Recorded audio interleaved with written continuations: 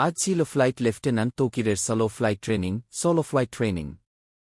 Solo flight training হল একজন পাইলটের ট্রেনিংয়ের সর্বশেষ ধাপ। ফাইটার জেট অপারেট করার জন্য একজন পাইলট যে হাই স্কিল্ড, সেটিই প্রমাণিত হয় সোলো ফ্লাইটের মাধ্যমে। ট্রেনিংয়ের এ পর্যায়ে পাইলটকে নেভিগেটর বা কোপাইলট বা কোনো প্রকার ইনস্ট্রাক্টর ব্যতীত একাই ফ্লাইট অপারেট করতে হয়। ফ্লাইট লেফটেন্যান্ট তৌকির আজ সেরকমই একটি ট্রেনিং ফ্লাইট অপারেট করছিলেন।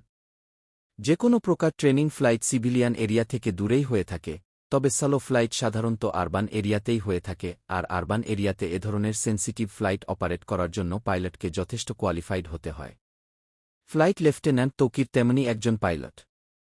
তো ট্রেনিংয়ের লক্ষ্যে তৌকির তার F-7 বিমান নিয়ে কুর্মিটোলা পুরাতন এয়ারফোর্স বেস থেকে টেক অফ করেন। এরপর উত্তরা, দিয়াবাড়ি, বাড্ডা, হাতিরঝিল, রামপুরার আকাশজুড়ে তিনি উড়তে থাকেন। তবে কিছুক্ষণের মধ্যেই তিনি বিমানে কিছু সমস্যা আঁচ করেন।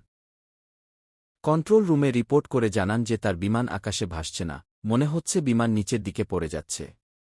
কন্ট্রোল রুম থেকে ইনস্ট্যান্ট রেসপন্স করে ইজেক্ট করার জন্য জানানো হয়।